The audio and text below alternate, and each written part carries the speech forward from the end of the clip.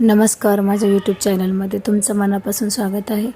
तर आज विषय आहे माऊलीच्या पाठीवर मांडे भाजल्याचे ठिकाण, माऊलीच्या भिंतीकडे जाणारा मार्ग. तर संत ज्ञानेश्वर माऊली ही भगवंताचं स्वरूप होते, पांडुरंगाचं रूप होतं त्यांचं. तर तरीसुद्धा या जनानं आणि या लोकांनी म्हणजे हे जगातले लोक असतात, तर खूप त्रास दिला त्यांना. तर सहनशीलता त्यांची तितकी होते, तरीसुद्धा त्यांना राग यायचा नाही. आणि धैर्य म्हणतात ना, जे सहनशीलता सहन करतात तर त्यांचं नाव खरंच मोठं होतं. तर प्रभू रामचंद्र झाले, संत ज्ञानेश्वर झाले, संत होऊन गेले, देवसुद्धा होऊन गेले. तर त्यांनासुद्धा या जीवनामध्ये खूप त्रास झाला.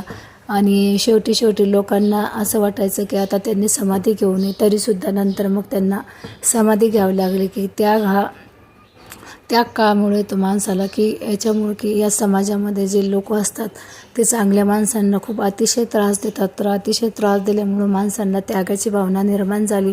तसंच माऊलींचा उद्धार करण्यासाठी जन्म होता या जगासाठी. तर माऊलीनं जन्म घेतला होता की या जगाला काहीतरी शिकवून जावं आपण.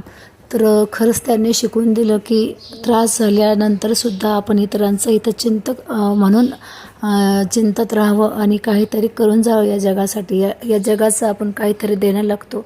तर असे संत ज्ञानेश्वर माऊली, संत तुकाराम महाराज, प्रभू रामचंद्र झाले, श्रीकृष्ण झाले. तर हे सहनशीलतेमुळे त्यांचं नाव अजूनसुद्धा घेतलं जातं. तर ज्या लोकांना या समाजामध्ये लोक त्रास देतात तर त्यांचंसुद्धा नाव नक्कीच मोठं होतं. तर तुम्ही कोणी त्रास दिला म्हणून खचून जाऊ नका, टेन्शन घेऊ नका, एकटं पडलं म्हणून रडत बसू नका. तर आपण धैर्यवान आहोत, क्षमाशील आहोत आणि तुम्ही देवाचं, परमेश्वराचं चिंतन करा. तुम्ही एकटे कधीच पडणार नाही.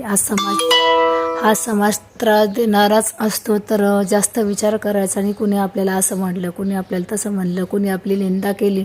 तर म्हणतात ना, निंदकाचे घर असावे शेजारी. तशी लोक निंदा करतच असतात चांगल्या माणसाची. तर चांगल्या माणसाला नाही तर देवाला सुद्धा या लोकांनी सोडलं नाही या जनानं. तर आपल्याला काय सोडणार, आपण तर साधे माणसं आहोत ना.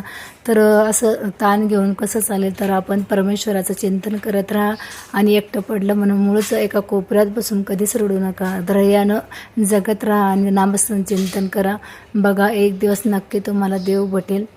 म्हणतात ना, जो एकटा पडतो त्यालाच परमेश्वर भेटतो. तर धन्यवाद. आजची माझी माहिती तुम्हाला कशी वाटली नक्की लाईक, सबस्क्राईब करायला विसरू नका.